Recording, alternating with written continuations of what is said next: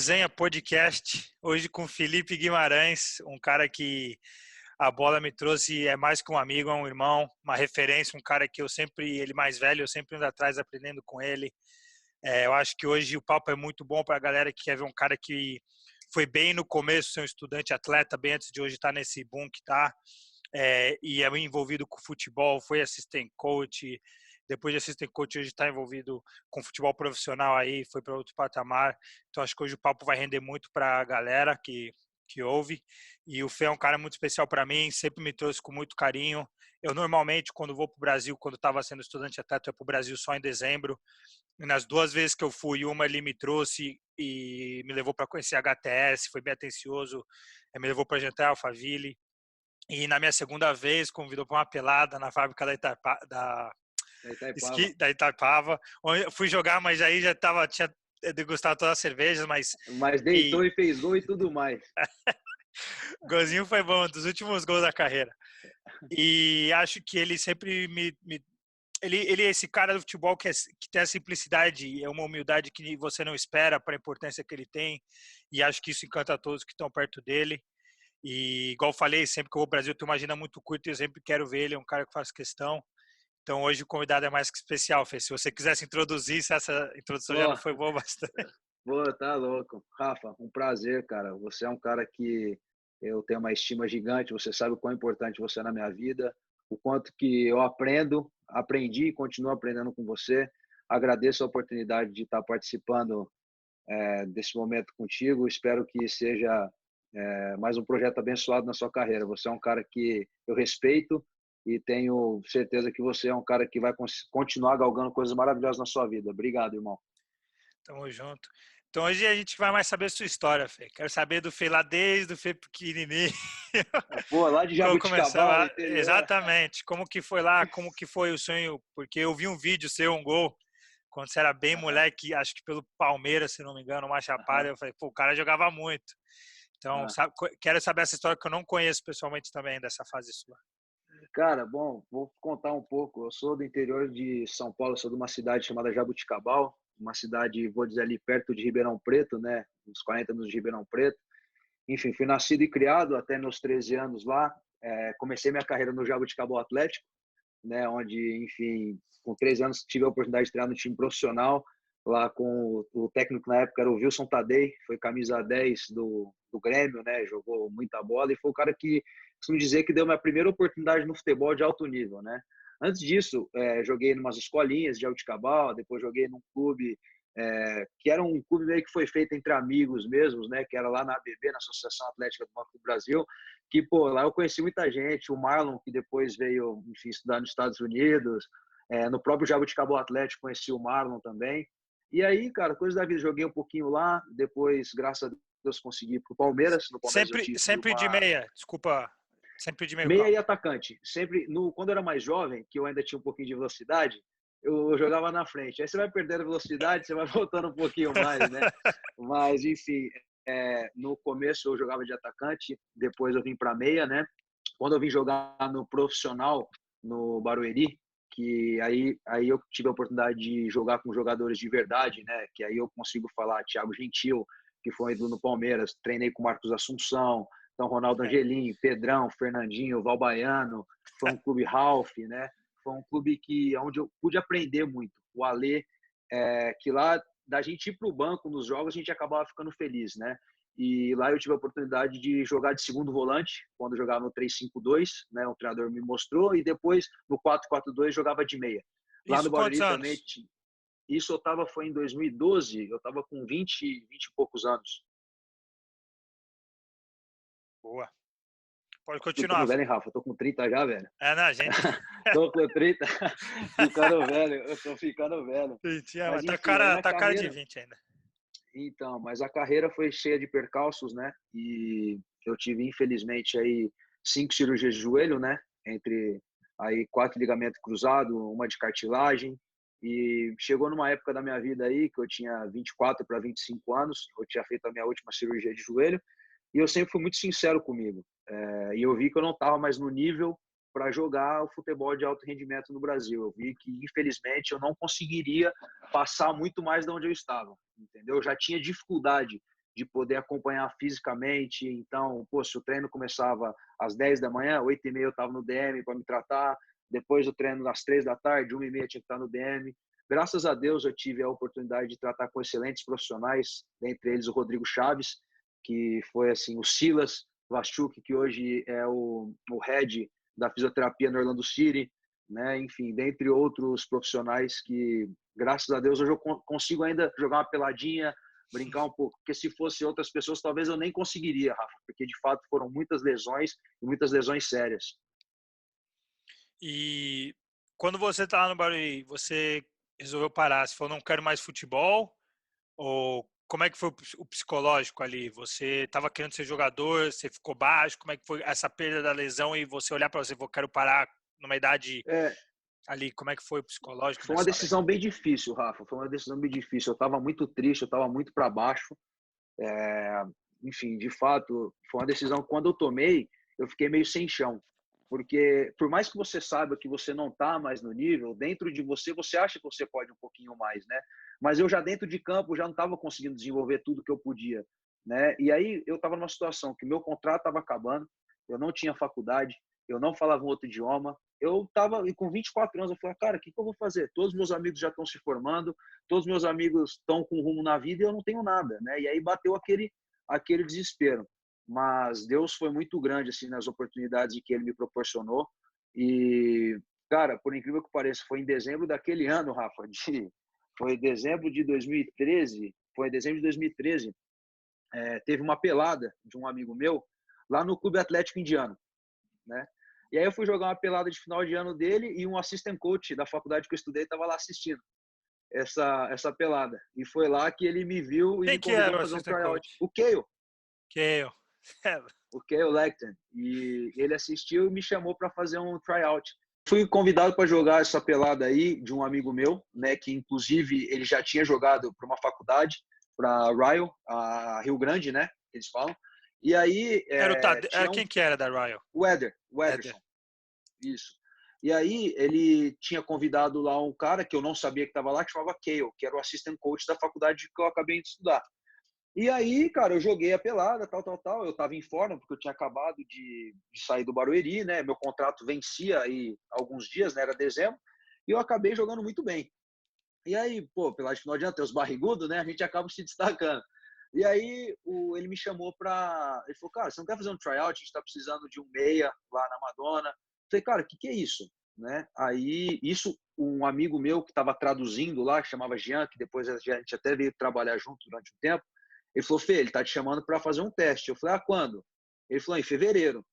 Aí eu fui lá, cara. Só que eu não sabia falar, Michigan, eu cheguei, tava menos 20 e poucos graus. Eu nunca tinha visto neve na vida. Tá maluco.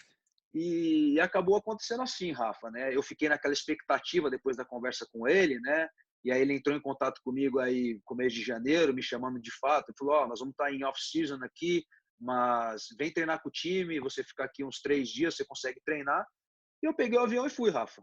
Cheguei lá, eu fiz 2 treinos com o time, o treinador me ofereceu 100% de bolsa, só que eu, na época, o ruim é que eu não tinha TOEFL, né? Eu não sabia falar inglês, então fui através do ESL, que acabou sendo bom e ruim, né? O bom para adaptação, pode Desculpa te falar. cortar. O que é o ESL Uhum. para a galera que está assistindo entender? Que algumas vezes eles não sabem que tem Ah, essa opção, que você não necessita do TOEFL.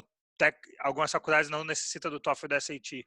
isso, né? O ESL é English as a Second Language, que eles falam, né? Que é um curso de inglês dentro da faculdade. Isso não exime o TOEFL, tá? Você tem que passar no TOEFL para poder assistir às aulas. O que acontece? Você consegue ser aprovado na faculdade, jogar pela universidade, fazendo aulas de inglês. Mas isso, Rafa, é bom e ruim, né? O bom é que você consegue ser admitido e o ruim é que está comendo tempo da sua elegibilidade fazendo aulas de inglês. Então, por isso que hoje no Brasil as pessoas, né, através até do Ricardo, que é uma pessoa que eu tenho uma estima grande, que a gente faz algumas coisas juntas, a gente incentiva a fazer o TOEFL. Porque se às vezes a pessoa não sabe falar inglês de fato, ela vai ficar jogando, vai comendo o tempo de elegibilidade dela e ela vai fazendo aula de inglês. No frigir dos ovos, ela não vai se formar, né? E o que acaba sendo ruim. Concordo com você, belo ponto a gente tocar aí. Mas o ESL, existem faculdades que dão essa opção do ESL também, mas é igual você falou, enquanto você está lá, o seu diploma não está somando os créditos para o seu diploma, e você precisa ir atrás. Exatamente. Então você foi fazendo ESL na Madonna. E quanto tempo de É ESL? importante. Como É, que foi quando você chegou lá? Diferença do futebol, se você sentiu? Falar dessas diferenças, do como foi o começo dessa jornada na Madonna aí.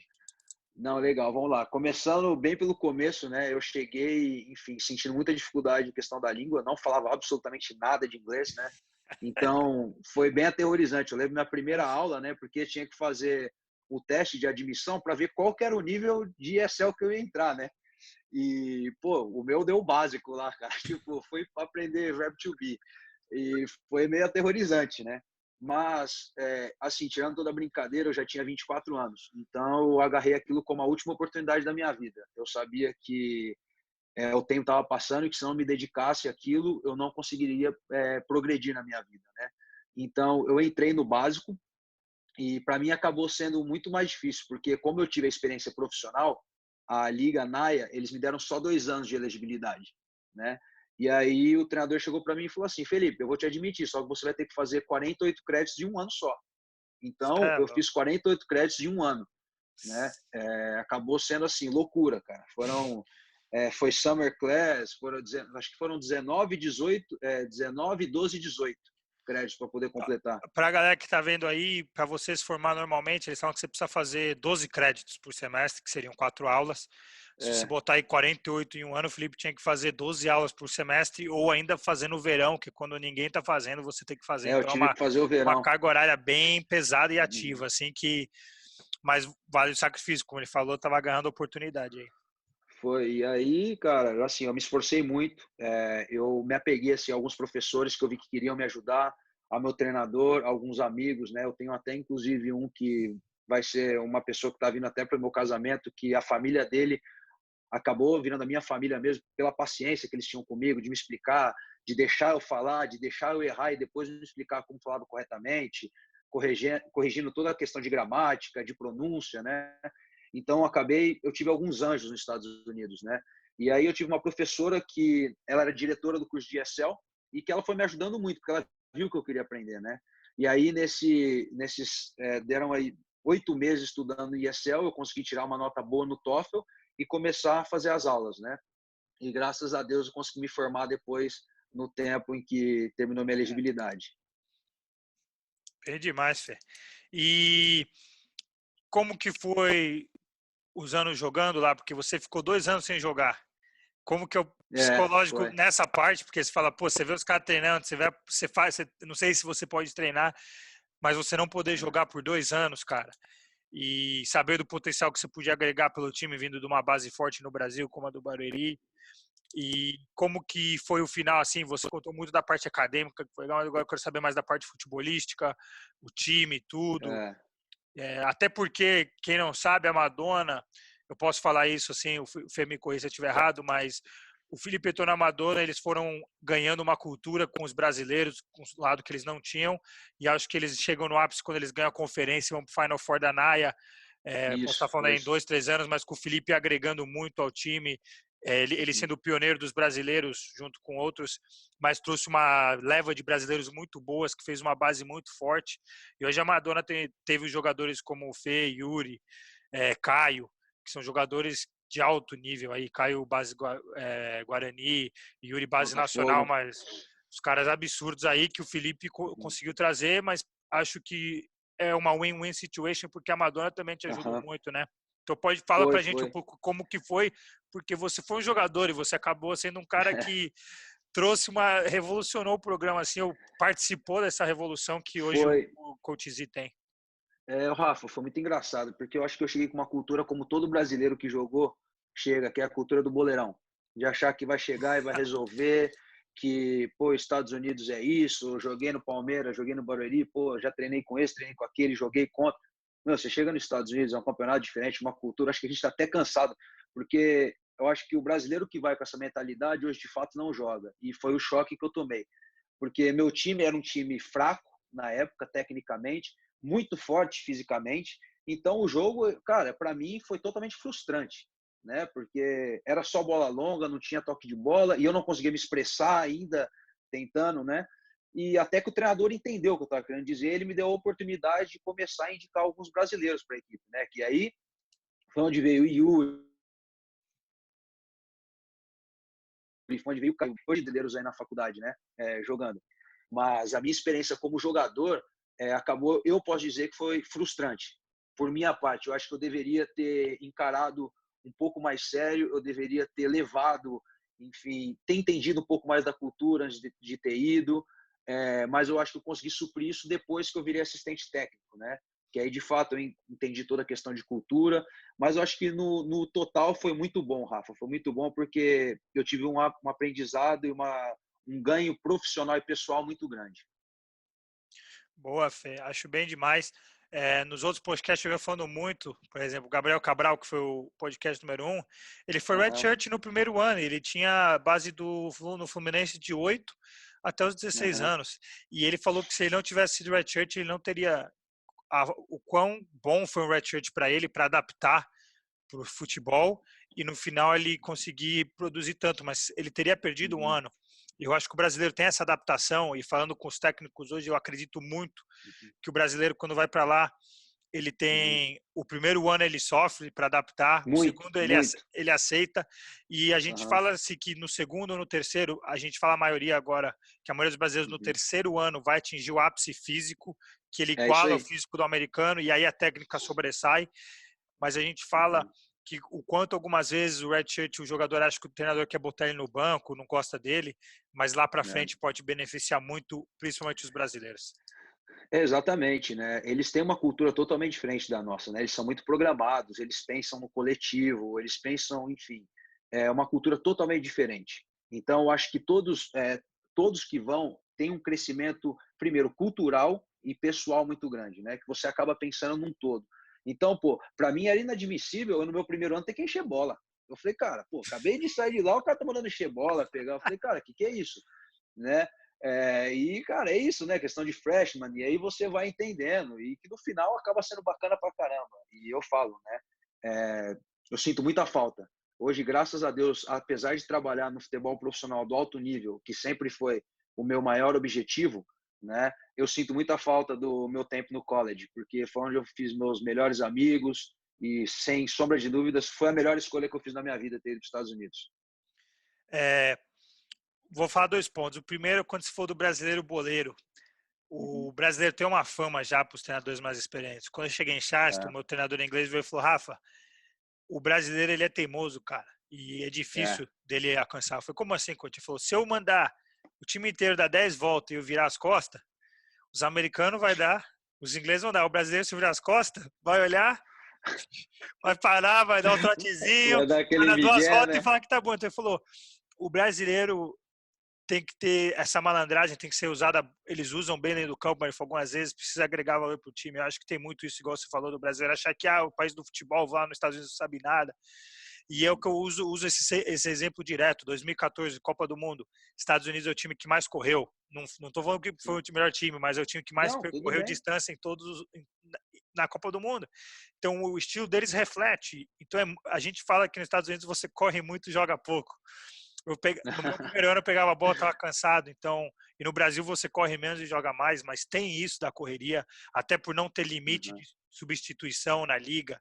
Você pega esses times de D1 que conseguem recrutar 20 jogadores bons, dá 20 minutos, parece time de futsal, eles trocam 5, O 6, cara 7. troca. É E a absurdo. intensidade lá em cima, qualidade técnica lá embaixo, mas a intensidade física, tática muito alta, não deixando outro É, time jogar sem tomar risco. Então é impressionante, cara. É impressionante. A minha sorte, cara, no meu último ano jogando, porque eu já estava com a cabeça, como eu estava mais velho, né, e eu não queria ter nenhum tipo de experiência profissional no futebol mais, meu objetivo já era totalmente saber como ia ser a minha vida pós-college, né? Eu tinha um menino lá, o Yuri, né, que muitos já conhecem, que acabava resolvendo, que ajudava muito. Então, eu pegava a bola, achava o passe dele e falava: se vira, meu filho, vai lá dentro, liga os caras e faz gol. E toca uma para trás para poder achar um golzinho também, senão eu vou ficar puto contigo. é, no, é muito boa. O Yuri é fera, vai gravar com a gente quarta-feira, Vai gravar? comigo, O já Yuri gravamos. Você pode, Fenômeno. você pode mandar uma pergunta surpresa ali para ele, para eu fazer no meio. Falar, o Felipe perguntou isso aqui para pegar ele de surpresa. Deixa, eu vou guardar uma boa pro final. Deixa ele para mim, que ele é cheio de dar pegadinha. Vou pegar ele, não tem problema. E quero perguntar agora, Uhum, você jogou com uma idade mais madura. uhum. Como que veio o convite de ser treinador? Como que veio essa ideia? Você esperava? Você já vinha plantando isso com o Coach Z, que vocês têm essa relação tão boa? Como que foi agora fazendo essa transição de jogador para treinador e como que foi para você? Então, acabou, Rafa, sendo uma coisa muito natural, né? Por eu ter tido experiências profissionais, ele acabava me perguntando muito questão tática, o que eu achava do time, e até jogando, né? Mesmo quando eu era freshman, ele acabava me chamando, que nós sabemos que acaba não sendo uma coisa muito natural, né? Nos Estados Unidos. Então, quando foi acabando, eu já no meu penúltimo ano, no meu último ano, ele me chamava toda hora na sala para poder discutir, pô, quem você acha que tem que jogar, né? E aí foi acontecendo um processo natural. Quando eu terminei, né, de jogar, eu ainda tinha mais 6 meses de faculdade para fazer, né? E ele falou, cara, divide os créditos, vem aqui, vamos trabalhar comigo, eu quero que você seja meu assistant coach. E aí eu virei responsável por recrutar na América do Sul, né?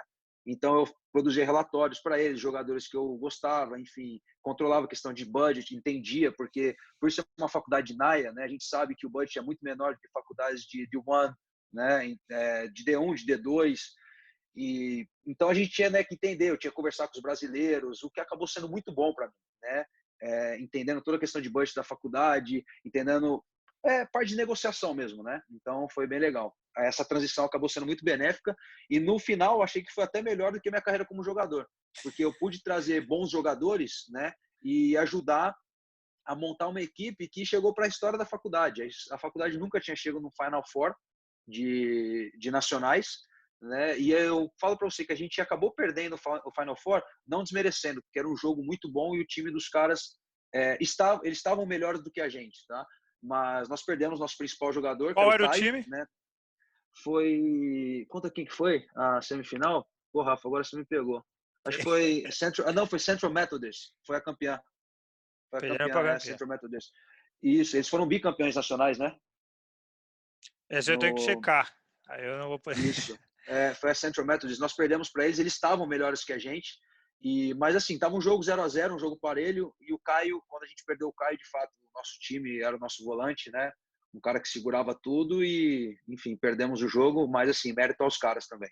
Esse ano, eu lembro que eu estava em Marshall e Uhum. eu assistia jogo da Madonna com o head coach, porque eu falava, Uhum. cara, esse time aí a gente vai ter que beliscar os caras, os caras tá quebrando tradição, porque quem conhece a NAIA, a conferência da Madonna em Michigan, tem a UNO, que Isso, muito boa. vinha, vinha com uma tradição ganhando a conferência e sendo o big time, o É, time a ser vencido.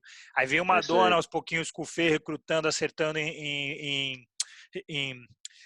nos recrutas que estava trazendo, e Madonna tava difícil, cara. Time muito internacional, muito jogador maduro, experiente, o time encaixado, e eles ganharam, bateram em Uno na final, que era Foi, ali, aí foi pro Nacional, ganharam.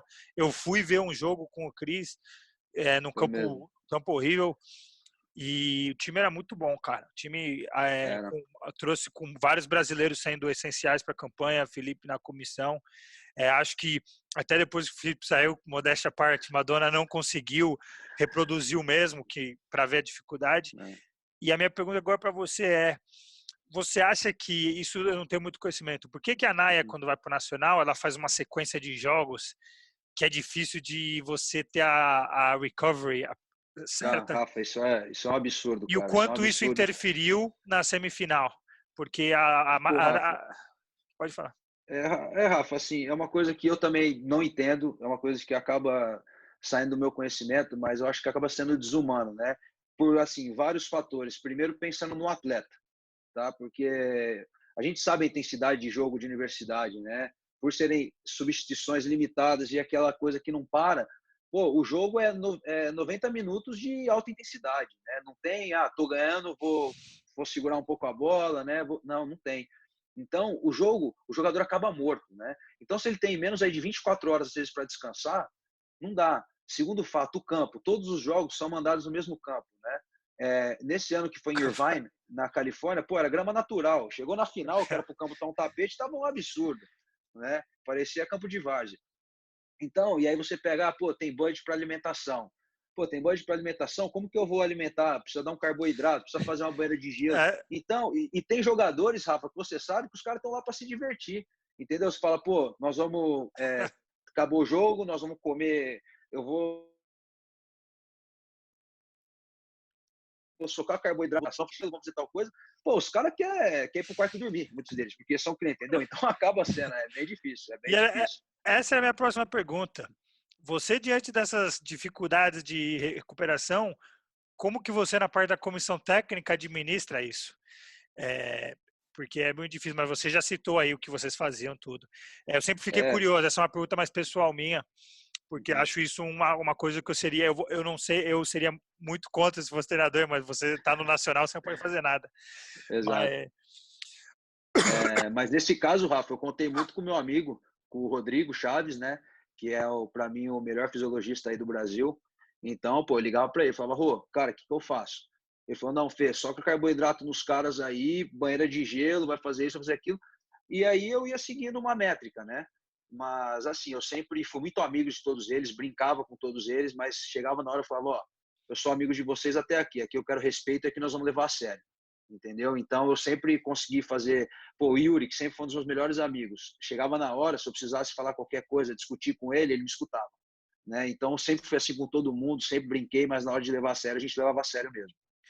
essa era uma pergunta também, porque quando eu comecei como treinador, um fator que foi muito difícil para mim administrar, a minha idade era muito semelhante dos jogadores. Então, como que você cria aquele respeito natural, orgânico, né, podemos dizer? Uhum. Como que você lidou com isso? Porque você foi assistente técnico e você, por mais você já era mais velho ali, já tinha uma diferença, mas Uhum. como que você conseguiu estabelecer essa diferença para os jogadores ali de tipo, porque você naturalmente vai ser mais próximo deles pela idade, mas como que Uhum. você consegue separar, né? Que acho que isso é Eu o acho que eu acho que assim, Rafa, o dia que foi crucial nisso, eu vou até eu tinha um amigo, não vou citar nome, mas enfim, um brasileiro, né, que eu tinha acabado de chegar e virado assistant coach mesmo, né? E aí eu fui sentar nas primeiras poltronas do ônibus, né? Eu sentava ao lado do treinador, que a gente ia discutindo às vezes no ônibus, né? E ele começou a fazer uma brincadeira comigo, lá do fundo, né? Que a gente tinha quando eu jogava ainda, né? E aí ele começou a fazer, ele fez uma, duas, três, cinco vezes, né? Aí na sexta eu levantei, e fui lá na cara dele e falei assim, ó, deixa eu te falar uma coisa, aqui eu quero respeito, eu não quero brincadeira. Aqui dentro é profissional, lá fora a gente brinca. Se você não me respeitar, nós vamos ter problema.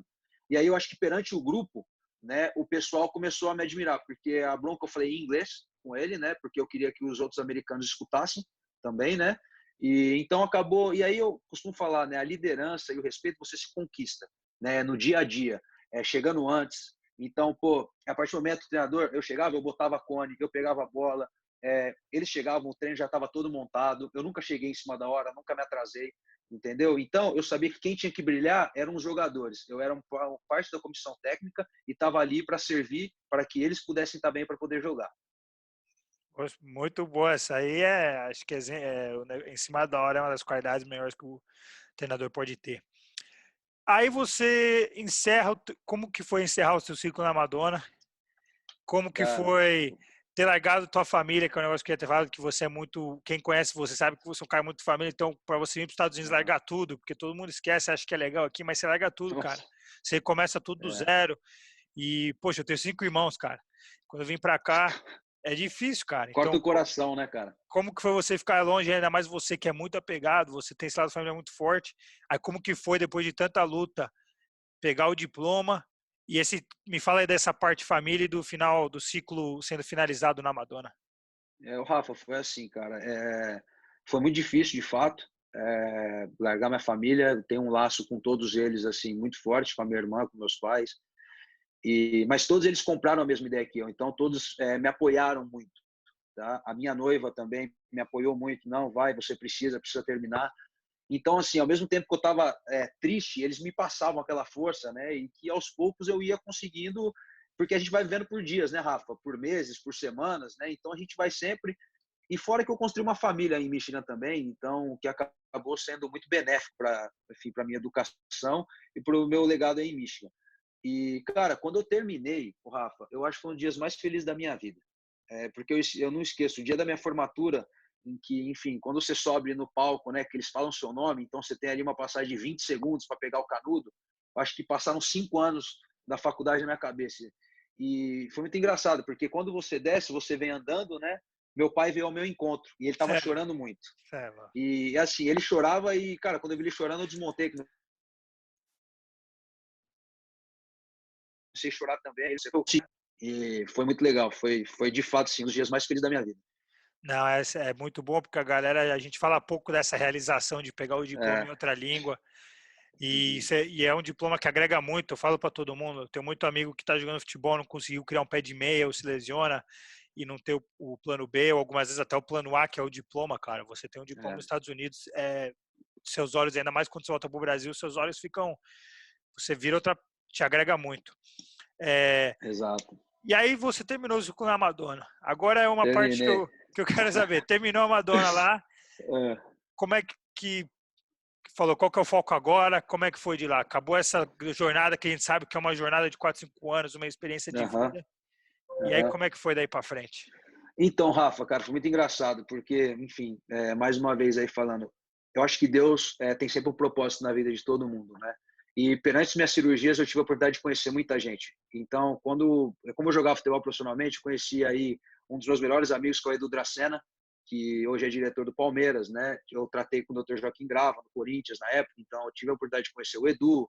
Enfim, conheci muitas outras pessoas, né? No tempo que eu fiquei no Barueri, como falei, o Silas, que hoje é fisioterapeuta do Orlando City, o Rodrigo Chaves, que trabalhou Atlético Mineiro, Santos, enfim, vários clubes, né? E conheci também um deles, o Lucas Moura, que é um grande irmão. E, cara, a gente estava sempre em contato e eu já sabia o que eu queria, né? E aí eu conheci o empresário dele, que é o Júnior Pedroso, que hoje é o meu chefe, né? E, cara, eu cheguei e fui viajar para a Champions League, para a final da Champions, né? Tá, tá. Para para É assistir. meu, Aí fui lá eu acompanhar. tenho como um sonho essa aí. Essa ainda eu vou tentar fazer. Eu fui para lá assistir a final da Champions League, que eu já ia desde 2016, Onde né? que foi essa Porque final? essa final foi a última que aconteceu, foi em Madrid, né? Que foi É, Tottenham e Liverpool. bem demais. E chegou lá, cara, eu tava com o pessoal, tava com o head da Adidas, nós estávamos lá jantando, tava com o head da Adidas, que ele mora em Amsterdã, chama Hélio, estávamos o Júnior Pedroso, que é o dono da 4Com, o CEO da 4Com, nós estávamos jantando, né? E aí eu tava negociando uma ida minha para trabalhar na Adidas, cara. Ele tinha, enfim, ele tinha me feito uma proposta para trabalhar na Adidas e, enfim, estava quase para fechar. E aí o Júnior, que é o CEO, falou, cara, eu tenho uma proposta para te fazer também. Você não quer vir desenvolver uma área para mim nova Aí dentro da ele, Forcom? Aí eu falei, pô, Júnior, é meu sonho, cara. Tu trabalha com Gabigol, trabalha com Antony, trabalha com Lucas Moura, dentre outros atletas. E aí eu aceitei o convite, cara, e vim trabalhar na Forcom. e aí hoje você cuida da área, tem uma área específica. Isso, Eu sei que hoje vocês estão com o Paulo aí, que foi um case de sucesso, que também vai dar isso, a entrevista exato. aí. Sei que vocês É, têm outros jogadores. Mas quer falar hoje qual que é o foco e como é que está sendo para você, cara, essa nova etapa, desafios, se você a, está feliz, como é que está tudo aí, cara? Pô, Rafa, tá sendo um sonho, cara. Tá sendo um sonho porque hoje fazem 10 meses que eu tô na empresa, né? Hoje eu sou o head de operações da empresa, então eu toco toda a parte de futebol, né? Eu tenho um time de scouts embaixo de mim, né? Onde eu tive que criar aí critérios para recrutar jogadores, né? Então acaba sendo totalmente universitário, trazendo profissional. E a gente acaba tendo hoje, né, gerência sobre carreira de muitos atletas, como o Antony, né? Enfim, poder participar de negociações que eu jamais pensei em negociar. Então, hoje tem reuniões aí com o Raí, tem reuniões no São Paulo, no Palmeiras, no Corinthians. Tive reuniões aí com clubes europeus, né? Nessa transferência do Antony. Então, quando chegaram as propostas, eu acabei participando de algumas reuniões, de pegar os scouts que vinham da Europa, poder levar no Morumbi para assistir o jogo, depois jantar, participar de negociação. Então, mudou muito, né? Mudou muito. O foco é uma responsabilidade muito grande. Eu sou o mais novo da área de futebol, né? E tenho todo um time de scout embaixo de mim, então eu tenho que criar critérios para recrutar o jogador. Então, tudo, né? Tem que criar critério mesmo, porque são relatórios que eu passo para a empresa para ver, porque hoje a gente, por trabalhar com jogadores grandes, né? A gente tem que selecionar bem, a gente prioriza muito a qualidade do atleta, não a quantidade de atletas que a gente tem. Então, a gente tem aí 6 jogadores na base do São Paulo, Palmeiras, Santos, Corinthians. dentre tantos outros aí. Uma pergunta que sempre quis fazer para você agora que está desse lado. Uhum. D1, D2, D3, NAIA, Junior College. Uhum. Você acha que jogar D1 é a melhor vitrine? Segundo ponto, você acha que o universitário consegue preparar para o profissional? Perguntas difíceis, cara, mas Uhum. duas perguntas aí grandes Uhum. mas assim, estamos falando que é uma regra. Eu quero tua opinião. Você que está envolvido, viu lá do universitário hoje, está no profissional e Uhum. falar a tua opinião. Não estamos falando que é uma regra de Uhum. ouro, mas como você vê isso? Não, lógico, lógico, lógico. Vamos lá, Rafa. Eu acho que a D1, de fato, assim, é de longe a maior vitrine nos Estados Unidos para futebol, né? Hoje eu tenho contato aí com 14 times da MLS, que eu converso diretamente com, enfim, com diretores, com treinadores, né? E eles nem assistem muito outras divisões que não a D1, né? A não ser que seja, nós temos aí em 2014 ou 2015, salvo engano, um jogador chamava Carriage, que ele jogava no Devonport, que na época era Naya, que ele foi draftado pelo Philadelphia Unions, mas ele fez 42 gols na temporada. Então, assim, de fato, foi uma coisa muito fora da curva para os caras olharem, né, e draftar um jogador de Naia. Mas, como todos nós sabemos, né, a maioria dos jogadores são de D1, né? Isso é fato. E a segunda pergunta, não. Eu acho que o college não prepara o jogador para o futebol profissional. Eu acho que sai cru. E eu vou te falar por quê. O Paulo Pita, que é um jogador que hoje a nossa empresa agencia, eu tive a oportunidade de jogar com ele no Brasil, tá? Eu estava no profissional, ele estava na base do Grêmio Barueri, e um jogador de extrema qualidade, né? E um jogador que, quando fez essa transição para o LAFC, que eu acho o Paulo um goleiro, assim, muito bom goleiro, ele já teve um pouco de dificuldade. Nós estamos falando de um goleiro que, para mim, era o melhor goleiro da liga, tá? E então eu acho que, de fato, se ele tivesse tido uma preparação melhor, né, talvez, e nós estamos falando também, do Grassi, que para mim é um dos melhores treinadores universitários, né, dos Estados Unidos. Para mim é o sistema de jogo que ele usa, a inteligência dele, a tática dele é impressionante. Mas enfim, o nível, né, Rafa, trazendo de college para profissional é muito diferente. É muito diferente, é muito difícil tirar um jogador de college e levar para jogar uma liga na Europa, ou até mesmo na MLS. A gente vê que cada vez mais está difícil, né? Esse draft de jogador bater no time de MLS e ficar. Geralmente eles ficam e vão para um time da USL, pegar uma experiência e depois voltam. Exatamente, concordo com você. E agora eu vi que você tem muito contato na Major League Soccer e é um Uhum, crescimento claro que não tem como negar, muitos times entrando, uma liga que está crescendo. É, como você vê hoje a Major League Soccer, onde você acha que pode chegar? Sua opinião sobre a Major League Soccer hoje? E acho que é mais isso, Fê. Você é um cara que pode falar com propriedade da Liga Americana, que é pouca gente. Você visitou os clubes, né, cara? Viu a uhum. estrutura. E, E o que foi que você sentiu aí nessas visitas? Acho que você visitou, me perco a memória agora, mas diversos times. E como que foi essas foi. visitas? O que te Eu, assim, surpreendeu? Rafa, eu primeiro assim tenho que agradecer muito ao Ricardo Silveira, que foi o cara assim que a gente tem algumas coisas juntos e foi o cara que me abriu muitas portas na MLS, tá? Ele acreditou no trabalho, a gente tem algumas parcerias aí, inclusive com o Paulo, né? Então ele foi o cara assim que abriu as portas para que eu entrasse em alguns clubes da MLS, na maioria deles, e obviamente pelo portfólio de jogadores que nós temos na 4Com, né? Porque eu até estava brincando, eu estava numa entrevista agora há pouco, hoje nós temos dois jogadores que jogaram Champions League um contra o outro, né? Que é o Guilherme do Olympiacos e Isso é o Lucas louco. do Tottenham, né? Então, para a empresa, assim, a gente olha, dois jogadores nossos jogando Champions League, você fala, e Anthony. Então, é muito bacana. Então, quando o Ricardo abriu a porta junto com o portfólio de jogadores que nós temos, acabou sendo uma coisa muito bacana, né? E ali eu tive a oportunidade de conhecer o Peter Vermes, por exemplo, que é o treinador do Sporting Kansas City, que, é um cara muito respeitado nos Estados Unidos, está há mais de 15 anos aí no Sporting Kansas City, foi como jogador, diretor, hoje head coach, né? E então eu conheci Sporting Kansas City, Orlando City, Houston Dynamo, LAFC, LA Galaxy, enfim, dentre outros clubes aí que eu converso bastante. Hoje Chicago Fires, DC United, são clubes que eu converso bastante. Tá maluco, Fê. Aí você quebra o pai aqui. É, Mas, Fê, acho que, cara, o papo, acho que deu para resumir tudo. Ver sua Uhum, timeline, ver que mesmo jogando, ah, eu recebo muita pergunta sobre elegibilidade. Eu falo, cara, uhum, cada caso é um caso. depende. Com Algumas certeza. vezes você consegue padrão, algumas vezes você vai ter que ir para o Mané, mas depende. E acho que está crescendo hoje, o volume é muito maior de jogadores. Muito, muito. Então hoje os critérios estão, acho que está mais difícil, porque tem muita mais opção no mercado para ir, então... Mas sempre falo, cara, faz o TOEFL, igual você falou, SAT. Acho que você agora já tem outro patamar, igual eu falei. É bom que você sabe Não, muito do que isso. COD, mas já está no... Não, o outro patamar eu digo de tá no nível de performance alta do Sim. profissional. Mas é muito bom, cara, poder contar com você, ter tua amizade, a tua moral de ter me dado tempo aqui de conversar. Espero que quando você vier para os Estados Unidos esteja menos Tá ocupado, você louco. consiga me visitar. Mas Fê é um irmão que eu tenho. Eu não sei se você quer mandar uma última mensagem, mas eu sempre faço uma pergunta aqui pro podcast para fechar a resenha, que é o melhor jogador que você já jogou com, o melhor treinador e o melhor amigo que a bola te deu. Então, terminar essas 3 e mandar qualquer mensagem que você queira aí. Tá, eu vou, assim, para deixar uma mensagem, primeiro, assim, te agradecer, Rafa. Vou dizer que você é um cara que eu tenho um carinho, um amor e uma estima muito grande. Você foi um irmão, de fato, que os Estados Unidos me deu. A todas as pessoas que escutarem esse podcast, ou, enfim, onde for transmitido, ouçam o Rafa. Esse é um cara que ele vai conseguir dar todas as informações, é um cara que eu me espelho muito. Então, eu que agradeço a sua amizade, eu que agradeço a oportunidade e espero estar sempre em contato com você, porque você é um cara que mora no meu coração e que eu continuo aprendendo muito, tá?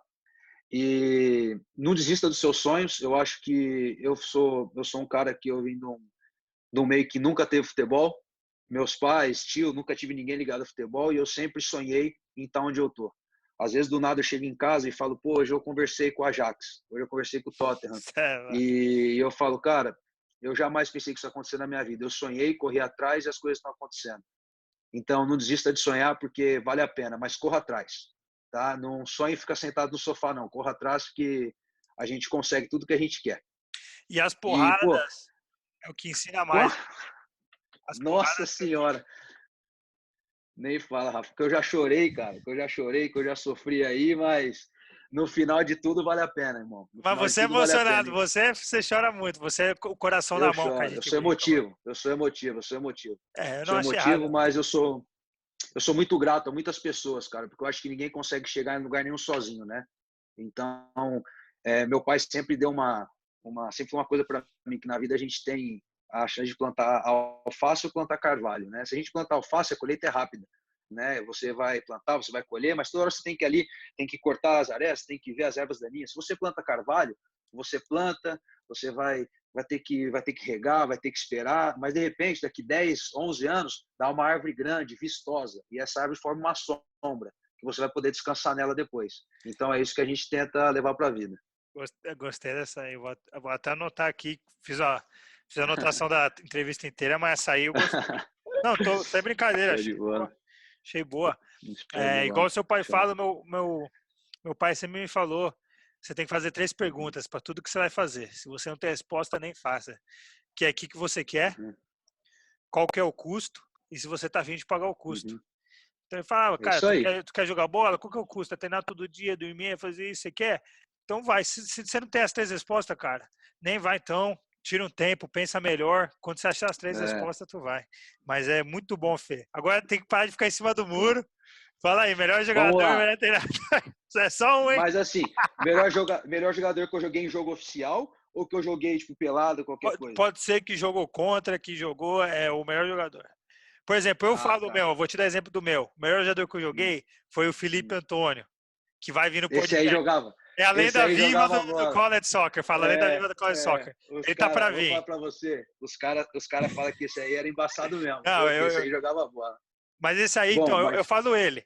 Aí entendeu? Dando um exemplo. Porque foi o que eu joguei, cara. Eu vi ele do lado, tá, acompanhei, mas é isso aí. tá. Então, assim, que eu joguei profissionalmente, foi o melhor que eu joguei, que eu vi assim, fazer coisa com a bola, que era absurdo, foi o Thiago Gentil, que jogou no Palmeiras, jogou no Figueirense, a gente jogou junto no Barueri, eu tive a felicidade que ele faz com a bola, é absurdo. E joguei amistoso o Cafu. O Cafu, cara, capitão do Penta, assim, a leitura de jogo que ele tem é uma coisa absurda mesmo. Que a gente entende porque que ele tá num nível. E colocando mais um, o Lucas Moura, cara, porque assim, é um jogador de Champions League, né? Então, o Lucas, assim, de fato, assim, de brincadeirinha, ali, Cafu e Lucas Moura, e que eu joguei junto em jogos oficiais foi o Thiago Gentil. Eu lembro, só contar aqui uma resenha rápida, acho que eu É. chamei o Fê, não lembro pra quê, acho que eu tava num bar, alguma coisa, falei, Fê, vamos Aham. sair hoje. Aí mandou, pô, Rafa, tô chegando aqui na casa do Cafu pra jogar uma pelada. Eu falei, pô, eu falei pra ele, É. tá chovendo Regina Casé e caindo Cléo Pires no teu colo. Ei, Rafa, você é o melhor. O melhor treinador que eu tive, Rafa, pô, o melhor treinador que eu tive foi o Wilson Tadei. É um treinador que me ensinou o que é o futebol. Ele, assim, por ter jogado muito tempo, né, e, e bater na bola, enfim, de diversas batidas, como treinador de longe foi o melhor que eu tive. Perfeito, cara. Acho que o papo foi bom E um demais. amigo, Ah, é, falta e um amigo tem que ser a última. o melhor amigo que a bola te deu. O melhor amigo que a bola me deu. Pô, tenho bons amigos aí que a bola me deu, viu, Rafa? Ah, Fê, mas Dentre eles você, Yuri. que é polêmico. É, pô, vou colocar os amigos que a bola me deu, cara. Vou colocar você e o Yuri. São dois irmãos que eu tenho Que aí. é isso aí, Muito minha. irmãos mesmo. Que é isso, irmão. O Yuri vai estar aqui amanhã. Agradeço demais pelo tempo, a humildade, a história que acho que pode ajudar pessoas, né? Ver o caso do college, principalmente, que é o intuito desse podcast, e ver o sucesso depois. Muito sucesso você aí com a Forcon. O que eu puder ajudar aqui, Obrigado, irmão. pode contar comigo sempre. Pô, E é isso, irmão. Tamo como eu te juntasso. disse há pouco na mensagem, nós vamos trabalhar junto ainda, se Deus quiser.